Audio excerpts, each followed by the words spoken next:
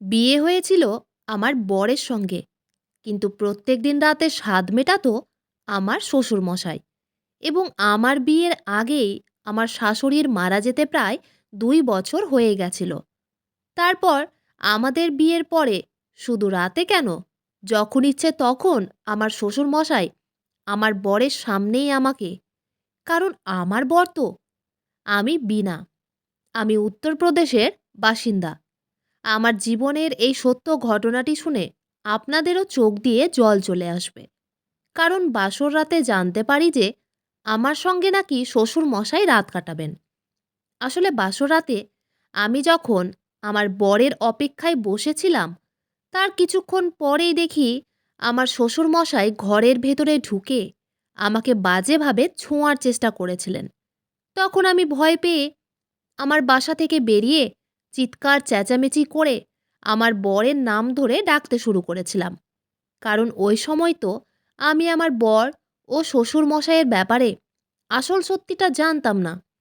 আমার শ্বশুরমশাই ও আমার বর তো আমার অভিভাবক ও আমার থেকে অনেক বড় একটা সত্যি কথা গোপন করে রেখেছিল, এবং আমার সঙ্গে অনেক বড় ছলনা করেছিল। এবং সেই সত্যি কথাটা শুনে তো আপনাদেরও পায়ের তলা থেকে মাটি সরে যাবে। তাই গল্পটি শুরু থেকে শেষ পর্যন্ত শুনতে থাকুন। আমি পড়াশোনায় ভীষণ ভালো ছিলাম, এবং আমার আগে আরও পড়াশোনা করার অনেক ইচ্ছে ছিল। আমি একজন মেধাবী ছাত্রী ছিলাম। ওই সময় তো আমার জীবনের সব কিছুই ঠিকঠাক চলছিল।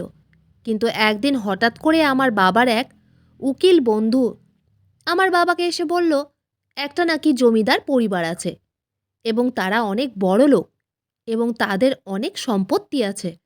তাদের সুগার ফ্যাক্টরি, পেট্রোল পাম্প ও আরও অনেক কিছুর ব্যবসা আছে। আমার বাবা তো তাদের টাকা পয়সা ও সম্পত্তি দেখে এই সম্বন্ধের জন্য রাজি হয়েছিল।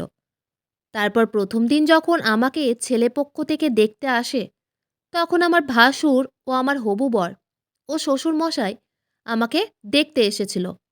যেদিন তারা তিনজন মিলে আমাকে দেখতে এসেছিল, সেদিন আমার শ্বশুর মশাইয়ের ব্যবহার দেখে তো আমি খুব আশ্চর্য হয়েছিলাম। শুধু আমি কেন, আমার বাবা মাও ভীষণ আশ্চর্য হয়েছিল। কারণ আমার শ্বশুরমশাই আমার হাত দেখে এটা জানার চেষ্টা করেছিলেন যে আমি একজন সর্বগুণ সম্পন্ন নারী কিনা। শুধু তাই নয়, আমার চোখের পাতার উপরের দিকে তুলে আমার চোখ দুটো ভালো করে দেখেছিলেন, এবং আমার হাতের নখও দেখেছিলেন। আমাকে অনেক রকমভাবে যাচাই করার পরে উনি আমাকে নিজের ছোট ছেলে অমিতের জন্য পছন্দ করেছিলেন, এবং আমাকে তার ছোট ছেলের জন্য পছন্দ করার পরে আমার বাবাকে হবু শ্বশুরমশাই বলেছিলেন, মাস্টার মশাই, আপনার মেয়ে তো হীরা আছে, এবং আপনার মেয়েকেই আমার বাড়ির বৌমা করব। আমার বাবা একটা প্রাইভেট স্কুলের মাস্টার ছিল, তাই আমার বাবাকে সবাই মাস্টার মশাই বলেই ডাকত। আমি বাবা মায়ের একমাত্র কন্যা সন্তান ছিলাম। ছেলেপক্ষ থেকে যখন আমাকে দেখতে আসার কথা হয়েছিল, তার আগেই আমার বাবার বন্ধু মানে উকিল কাকু ওই ছেলেটির ছবি, আমার হবু বর অমিতের ছবি আমার বাবাকে দেখিয়েছিল। এবং অমিতের সুন্দর চেহারা দেখে তো আমার বাবা তাদেরকে আমাদের বাড়িতে আমন্ত্রণ জানিয়েছিল। কিন্তু আমরা কেউ স্বপ্নেও ভাবতে পারিনি যে আমার জীবন্ত মুহূর্তের মধ্যেই নরকে পরিণত হতে চলেছিল। এমনকি আমার শ্বশুর আমাকে যেদিন দেখতে আসে, সেদিনই এই বিয়েটা পাকা করে দিয়েছিল। কিন্তু আমার বাবা যখন এই বিয়েটা পাকা করার আগে ভাবনা চিন্তা করার কিছুদিনের সময় চেয়েছিল, ও আমার হবু শ্বশুরমশাইকে বলেছিল, জমিদার বাবু, এত তাড়াহুড়ো করার কি আছে? আমাকে তো কিছুদিনের সময় দিন ভাবনা চিন্তা করার জন্য। তখন আমার হবু শ্বশুরমশাই আমার বাবাকে বলেছিল, মাস্টার মশাই, এই হিরেটা আমি তাড়াতাড়ি আমার রাজপ্রাসাদে নিয়ে যেতে চাই, আমার রাজপ্রাসাদের শোভা বাড়ানোর জন্য। তারপর আমার হবু শ্বশুরমশাই তার পার্সোনাল উকিলকে, মানে আমার বাবার যিনি বন্ধু ছিলেন উকিল কাকু, উনাকে আমার হবু শ্বশুরমশাই চোখে চোখে কিছু ইশারা করলেন। তারপর উকিল কাকু আমার বাবার হাত ধরে বললেন, মাস্টার মশাই, আমি তোমাকে গ্যারান্টি সহকারে বলছি, এর থেকে ভালো পাত্র ও এত ভালো পরিবার তুমি লণ্ঠন নিয়ে খুঁজে বেড়ালেও আর পাবে না। এবং তোমার মেয়ে ওখানে রাজ করবে, রানী হয়ে থাকবে ওই প্রাসাদের। এর থেকে বেশি তোমরা আর কি চাও? তাই সম্বন্ধটা পাকা করে দাও। বেশি ভাবনা চিন্তা করার কোনো দরকার নেই। আমি আছি তো। ঠিক ওই সময় আমার শ্বশুরমশাই নিজের পকেট থেকে একটা ডায়মন্ডের আংটি বের করে নিজের ছোট ছেলের হাতে দিয়ে বললেন, আংটিটা আজকেই পরাতে হবে। তারপর আমার বাবা মাও খুশি হয়ে আমাকে ঘরের ভিতরে নিয়ে গেছিল একটুখানি তৈরি করার জন্য। আমি তখন ঘরের ভিতরে এসে বাবা মাকে বলেছিলাম, বাবা, আমার কিন্তু কিছুই ঠিক লাগছে না। কারণ তারা আমাকে দেখতে এসে এত তাড়াহুড়ো করে বিয়ে পাকা করছে। আমাদের তো কিছুদিনের সময় দেওয়া উচিত ছিল। বাবা তখন আমার মাথায় হাত দিয়ে বলেছিল, বিনা, আমার বিশ্বাস যে এর থেকে ভালো পরিবার তুই আর পাবি না মা। কারণ আমি তোর শ্বশুর মশাইয়ের সঙ্গে তোর পড়াশোনার ব্যাপারে আলোচনা করেছি এবং এটা বলেছি যে তুই আগে আরও অনেক পড়াশোনা করতে চাস। তখন তোর শ্বশুরমশাই বলেছে, তুই যত পড়তে চাস ওরা নাকি পড়াবে। পড়াশোনার ব্যাপারে তাদের নাকি কোনো আপত্তি নেই। এবার তো তুই খুশি আছিস, কারণ তুই যেটা চাইছিস সেটা তো পেয়ে যাচ্ছিস। তারপর বাবা যখন আমাকে এটা বলেছিল যে আমার শ্বশুর বাড়ির লোকেরা নাকি বিয়ের পরেও আমাকে পড়াশোনা করার সুযোগ দিবে, এই কথাটা শুনে তো আমি বাবা মায়ের মুখের দিকে তাকিয়ে সেজেগুজে তৈরি হয়েছিলাম। তারপর সেদিনই আমাদের আংটি বদল হয়েছিল এবং তার কিছুদিন পরেই বিয়ের তারিখ পাকা হয়েছিল। এমনকি আমার আংটি বদল হওয়ার সময় আমার শ্বশুরমশাই যা কাণ্ড ঘটিয়েছিল সেটা শুনে তো আপনারাও অনেক বেশি আশ্চর্য হয়ে যাবেন। আসলে আংটি বদলের সময় আমি তো অমিত বাবুকে আংটিটা পরিয়ে দিয়েছিলাম, কিন্তু জানি না কেন তার মুখে তো কোনো হাসিই ছিল না। এমনকি সে তো আমার দিকে তাকিয়েও দেখেনি। শুধু তাই নয়, আমার হবু বরের মুখে তো কোনো হাসিই ছিল না। শুধু আমার বর কেন, আমার ভাসুরের মুখেও কোনো হাসি ছিল না। তারপর আংটি বদলের সময় অমিতবাবু যখন আমাকে আংটি পরাতে আসেন, তখন জানি না কেন তার হাত থরথর করে কাঁপছিল এবং তার চোখ মুখ লাল হয়ে গেছিল এবং সে বারবার তার বাবার মুখের দিকেই তাকাচ্ছিল, কিন্তু সে আমাকে আংটি পরাতে পারছিল না। তারপর ওই সময় আমার শ্বশুর সবার সামনেই অমিতকে গালাগালি দিয়ে বললেন, ছাড়, তোর দ্বারা না কিছুই হবে না। দে, এই শুভ কাজটাও আমিই করে দিচ্ছি। এই বলে আমার শ্বশুরমশাই আংটিটা অমিতের হাত থেকে কেড়ে নিয়ে উনি নিজেই আমাকে আংটিটা পরিয়ে দিয়েছিলেন। ওই সময় তো আমি কিছুই বুঝতে পারছিলাম না যে তারা এই সব কী করছিল। আমার শ্বশুরের কাণ্ড দেখে তো অনেক বেশি আশ্চর্য হয়েছিলাম এবং আমার হবু বর কেন এত ভয় পাচ্ছিল আমাকে আংটি পরানোর সময়। তখন আমার শ্বশুরের পার্সোনাল উকিল, মানে উকিল কাকু আর কি, উনি আমার বাবা মায়ের দিকে মুচকি হেসে বলেছিল, আরে, আমাদের অমিতবাবু না ভীষণ সহজ সরল। আজ পর্যন্ত কোনো মেয়ের দিকে খারাপ নজরে দেখা তো অনেক দূরের কথা। সে তো আজ পর্যন্ত কোনো মেয়ের সঙ্গে কথাও বলেনি। তাই সে হয়তো একটু ঘাবড়ে গেছে। আপনারা এটা নিয়ে কোনো দুশ্চিন্তা একদম করবেন না। তার কিছুদিনের মধ্যেই কিন্তু আমি বিয়ে হয়ে শ্বশুরবাড়িতে চলে আসি। বিয়েতে যখন আমি অমিতবাবুর সঙ্গে মণ্ডপে বসেছিলাম, সেদিন কিন্তু তার মনে অনেক ফুর্তি ছিল এবং সেদিন কিন্তু আমার শ্বশুরমশাই আমাদের বিয়েতে উপস্থিত ছিলেন না। আমার বাবা যখন আমার শ্বশুর মশাইয়ের খোঁজ খবর নিতে শুরু করেছিল, তখন উকিল কাকু আমার বাবাকে বলেছিল, রাত্রি ৮টার পরে নাকি আমার শ্বশুরমশাই নিজের ওষুধ খেয়ে শুয়ে পড়েন। উনি নাকি ৮টার পরে আর রাত জাগতে পারেন না। আর সেই জন্যই নাকি উনি আমাদের বিয়েতে উপস্থিত থাকতে পারেননি। এই কথাটা শুনে আমার মনে একটু খটকা লেগেছিল। তারপর বিয়ে করে যখন আমি বিদায় হয়ে শ্বশুরবাড়িতে চলে আসি, তখন বাসর রাতে বরের অপেক্ষায় বসেছিলাম। ভেবেছিলাম বরের সঙ্গে অনেক ভালো সময় কাটাবো। তার কিছুক্ষণ পরেই আমার ঘরের দরজা খুলে উনি যখন আমার ঘরের ভেতরে প্রবেশ করেন, তখন উনাকে দেখেই তো আমি অনেক বেশি ঘাবড়ে গিয়ে চিৎকার চেঁচামেচি শুরু করেছিলাম। কারণ আমার ঘরের ভিতরে আমার বর নয়, আমার শ্বশুরমশাই আমার ঘরের ভিতরে ঢুকেছিল। তারপর আমি যখন রুম থেকে বের হতেই যাচ্ছিলাম, তখন উনি আমাকে খুব খারাপভাবে ছোঁয়ার চেষ্টা করেছিলেন। তারপর আমি না পেরে অনেক বেশি ভয় পেয়ে ঘর থেকে বেরিয়ে যাই। তারপর আমার বরের নাম ধরে আমি ডাকাডাকি শুরু করেছিলাম। তখন আমার বরকে দেখলাম যে সে নিচে বারান্দার ঘরে ফোনে কারো সঙ্গে কথা বলছিল। তখন আমি আর না পেরে অনেক বেশি ভয় পেয়ে তাড়াতাড়ি আমার বরের কাছে গিয়ে বললাম, "তুমি এখানে আছো? আর ওদিকে তোমার বাবা আমার সঙ্গে নোংরামি করার চেষ্টা করেছেন। এসব কি হচ্ছে?" আমার বর তো সবকিছু শোনার পরেও মাথা নিচু করে চুপচাপ দাঁড়িয়েছিল। তারপর উপর থেকে আমার শ্বশুরমশাই নিচে নেমে এসে বললেন, "আমার ছেলেকে জিজ্ঞেস করার কোনো দরকার নেই। আমি নিজেই তোমাকে সবকিছু বলে দিচ্ছি।"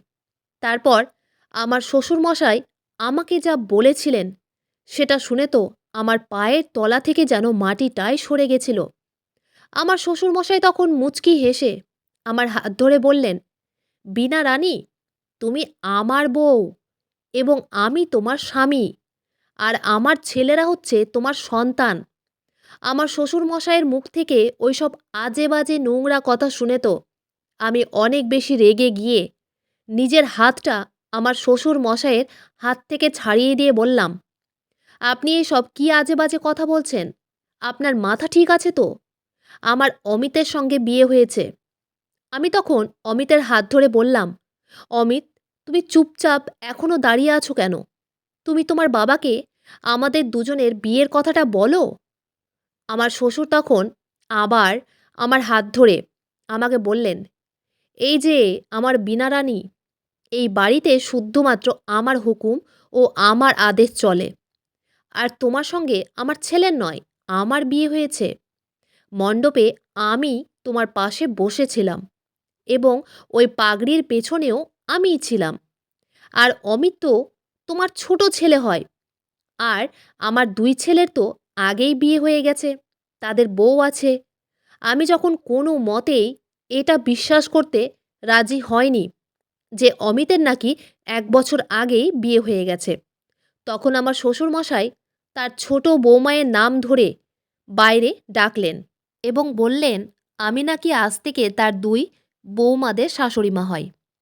শ্বশুরের মুখ থেকে এই সব কিছু শোনার পরে তো কিছুক্ষণের জন্য আমি জ্ঞানশূন্য হয়ে গেছিলাম ও মনে হচ্ছিল যেন আমার মাথা কাজ করা বন্ধ করে দিয়েছে, এবং এটাই তো স্বাভাবিক। তারপর আমি যখন কান্নাকাটি শুরু করে আমার শ্বশুরমশাইকে জিজ্ঞেস করেছিলাম যে উনি আমার সঙ্গে এত বড় ছলনা কেন করেছেন, তখন আমার শ্বশুরমশাই আমার গালে হাত দিয়ে হেসে বলেছিলেন, "ও আমার কচি রানী, আমি যদি তোমার বাবার কাছে গিয়ে বলতাম যে আমি তোমাকে বিয়ে করব, তাহলে কি তোমার বাবা এই বিয়েতে কখনো রাজি হতো? কারণ আমি তো একজন বয়স্ক বুড়ো মানুষ, আর তুমি কত তরুণী। তাই আমার ছোট ছেলেকে মোহরা বানিয়ে ছলনা করে তোমার সঙ্গে বিয়ে করেছি, এবং আমি তোমার বাবা ও মাকে মিথ্যে কথা বলেছিলাম যে আমার ছোট ছেলে অমিতের সঙ্গে তোমার বিয়ে দিতে চাই। কারণ প্রথম নজরেই তোমাকে দেখেই আমি ভেবেই নিয়েছিলাম যে বিয়ে তো তোমাকেই করব। কারণ তুমি কত সুন্দরী ও তরুণী। সেটা যেভাবেই হোক না কেন, আমি এই বিয়েটা তোমার সঙ্গেই করব।" তারপর শ্বশুরের মুখ থেকে সবকিছু শোনার পরে আমি যখন কান্নাকাটি করে আমার শ্বশুরের সামনে হাত জোড় করে বলেছিলাম আমাকে যাতে বাড়ি যেতে দেয়, তখন আমার শ্বশুর মশাই আমাকে বলেছিলেন, "ও আমার রানী, তোমাকে তো বিয়ে করেছি এই বাড়ির মালকিন করার জন্য। তাই আজ থেকে এটা বলা ছেড়ে দাও যে তুমি বাবার বাড়ি যাবে।" তারপর আমার শ্বশুরমশাই তার ছেলে ও বৌমাদের উপর অনেক জোরে চিৎকার করে হুমকি দিয়ে বললেন, তোমরা ৪ জন মিলে এখানে দাঁড়িয়ে কোনো নাটক দেখছো নাকি? সব নিজের ঘরে চলে যাও এবং আমাদের স্বামী-স্ত্রীদের একা ছেড়ে দাও। এটা আমাদের মাঝখানের ব্যাপার। এমনিতেও আজ আমাদের বাসর রাত। তারপর আমার শ্বশুরমশাই আমাকে ঘরের ভিতরে নিয়ে এসে নিজে মদ্যপান করে আমার সঙ্গে জোর করে সারা রাত ধরে। সেদিন আমি সারা রাত ঘুমাইনি। সেদিন সারা রাত আমার চোখ দিয়ে জল পড়েছিল এবং আমার আর কিছুই বুঝতে বাকি ছিল না যে আমার সঙ্গে অনেক বড় অন্যায় হয়েছিল। কিন্তু সেদিনই আমি নিজের মনে মনে প্রতিজ্ঞা করেছিলাম যে এটার প্রতিশোধ তো আমি নিয়েই ছাড়ব এবং আমি নিজের জীবন নষ্ট হতে দেব না এবং সেটা নিজের জ্ঞান ও উপস্থিত বুদ্ধির মাধ্যমেই করব। আমার সঙ্গে অত বড় অপরাধ হওয়া সত্ত্বেও আমি কিন্তু হার মানিনি। এমনকি ওই বাড়িতে কিছুদিন থাকার পরেই আমি বুঝতে পেরেছিলাম যে আমার শ্বশুরমশাই তার ছেলে ও বৌমাদের ভয় দেখিয়ে রেখেছিলেন। এমনকি আমার শ্বশুর তো তার ছেলেদের হাত খরচের জন্য ৳১ দিত না। আমার শ্বশুরমশাই মানে আমার বর তাদেরকে সারাক্ষণ অপমান করত। এমনকি তারা ৪ জনে আমার শ্বশুরের প্রত্যেকটা কথা ভয়ে মাথা নত করে পেতে নিত। কারণ তারাও বাধ্য ছিল। আমার শ্বশুরের এত সম্পত্তি থাকা সত্ত্বেও সে তার ছেলেদেরকে কিচ্ছু দিত না এবং তাদের ৳১০ প্রয়োজন হলেও তারা আমার বুড়ো ও তেজি বরের কাছে হাত পেতে চেয়ে নিত।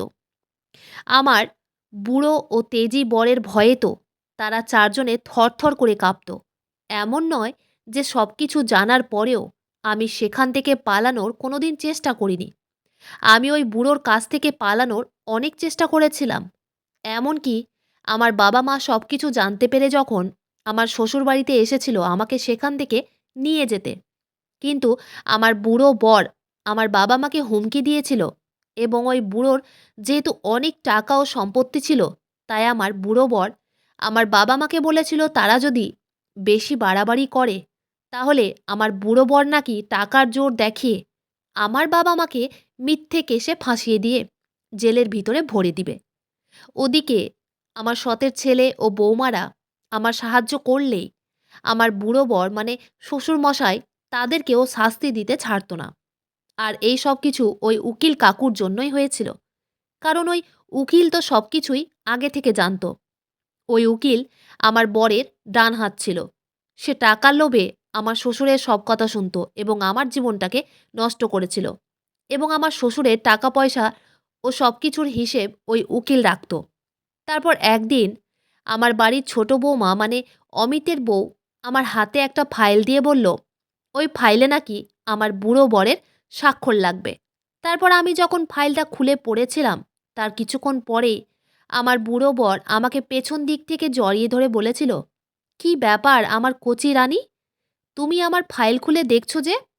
আমি তখন অনেক বেশি ঘাবড়ে গিয়ে আমার বুড়ো বরকে বললাম, "আসলে উকিল এই ফাইলে আপনার স্বাক্ষর চেয়েছে।" আমার বর তখন ফাইলটা আমার হাত থেকে নিয়ে স্বাক্ষর করতেই যাচ্ছিল, তখন আমি বললাম, "স্বাক্ষর করার আগে আপনি একবার পড়ে দেখবেন না যে এই ফাইলের মধ্যে কী লেখা আছে?" আমার বর তখন আমার দিকে চোখ পাকিয়ে বলল, "আমার উকিলের থেকেও তুমি বেশি জানো নাকি?" আমি তখন বরকে মাথা নিচু করে বললাম, "আপনি যদি এই ফাইলে স্বাক্ষর করেন তাহলে আপনি কিন্তু ফেঁসে যাবেন। আপনি একবার পড়ে দেখেন।" আমার বুড়ো বর তখন অনেক বেশি রেগে আমার দিকে তাকিয়ে বলল, "আরে তখন থেকে তুমি একটাই কথা লাগিয়ে রেখেছ, পড়ে দেখো, পড়ে দেখো।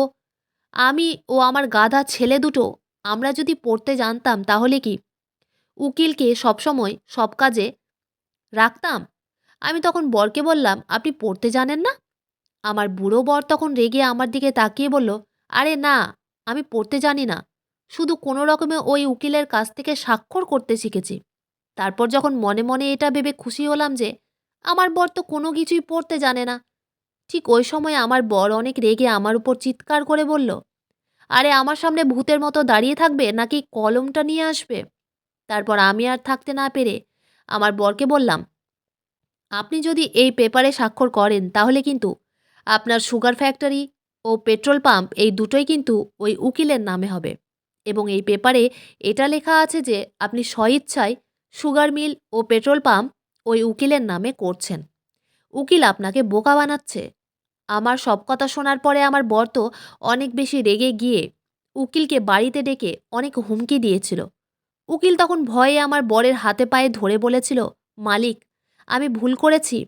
আমাকে ক্ষমা করে দেন। আমি আর এই ভুল দ্বিতীয়বার করব না।" আমি তখন চালাকি করে আমার বরকে বলেছিলাম, "ওকে ছেড়ে দেন। উকিলকে আরেকটা সুযোগ দিয়ে দেখেন।" আমার কথা শুনে আমার বুড়ো বর তখন উকিলকে বলেছিল, "শুধুমাত্র তোর মালকিনের জন্যই আজ তুই বেঁচে গেলি।" এদিকে আমার বুড়ো বর প্রত্যেক দিন নিজের ইচ্ছে মতো কিন্তু আমার সঙ্গে নিজের ইচ্ছে পূরণ করত। এদিকে আমি যখন আমার বরের দুর্বলতা জানতে পেরে গেছিলাম, তখন আমি কিন্তু নিজের মনে মনে সব কিছুই প্ল্যান করে রেখেছিলাম। এদিকে সেদিনের পর থেকে উকিল আমাদের বাড়িতে ব্যবসার যত কাগজপাতি নিয়ে আসতো আমার বরের স্বাক্ষরের জন্য, তখন আমার বুড়ো বর আমার অনুমতি ছাড়া সেই পেপারে স্বাক্ষর করতো না। সে আমার উপরে বিশ্বাস করতে শুরু করেছিল। এমনকি ওই বুড়ো আমার উপর অনেক গর্ব করে তার ছেলে ও বৌমাদের বলতো, "এই যে গাধারা, তোমরা কিছু শেখো তোমার নতুন মায়ের কাছ থেকে।"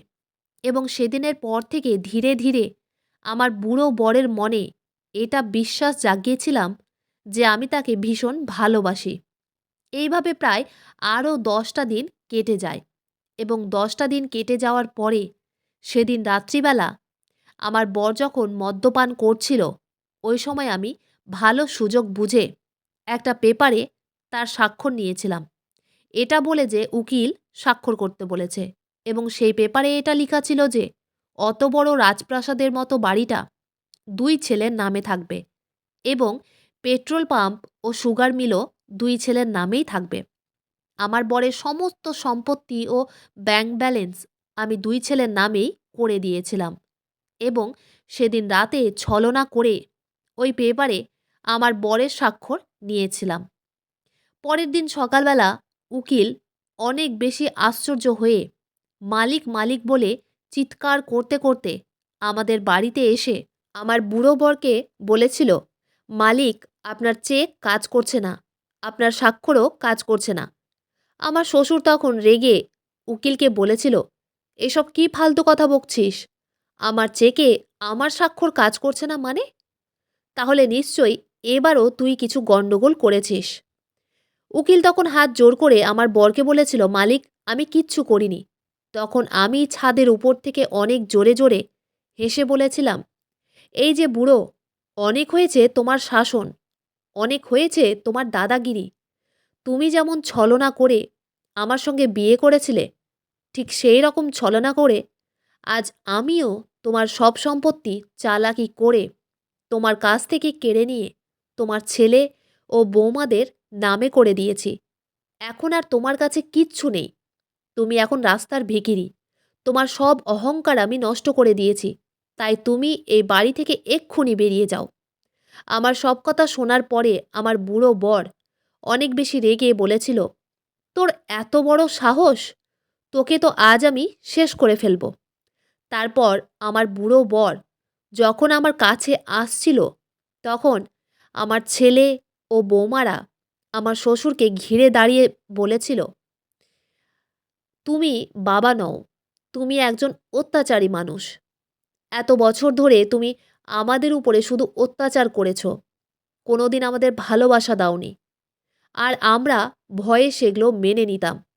কিন্তু আর নয়। আজ তোমাকে ঘাড় ধাক্কা দিয়ে এই বাড়ি থেকে বের করব। আর নইলে তুমি যদি বেশি বাড়াবাড়ি করো, তাহলে তোমাকে আজকেই আমরা সবাই মিলে পুলিশের হাতে দেব। তাই বেরিয়ে যাও আমাদের চোখের সামনে থেকে। তুমি অনেক অন্যায় করেছ, অপরাধ করেছ।" তারপর আমার বুড়ো বর বাধ্য হয়ে বাড়ি ছেড়েছিল। কারণ তার অবস্থা এখন একটা ভিখিরির মতো। তার টাকার অনেক অহংকার ছিল। তারপর আমিও এখন আমার বাবা-মায়ের কাছে ফিরে এসেছি এবং আবার নতুন করে আমি আমার পড়াশোনা শুরু করেছি। নিজের শিক্ষার জোরে ও বুদ্ধির জোরে আমি আজ নিজেকে ওই নরক থেকে বাঁচাতে পেরেছি। বন্ধুরা, আজকের গল্পটি এখানেই শেষ করছি।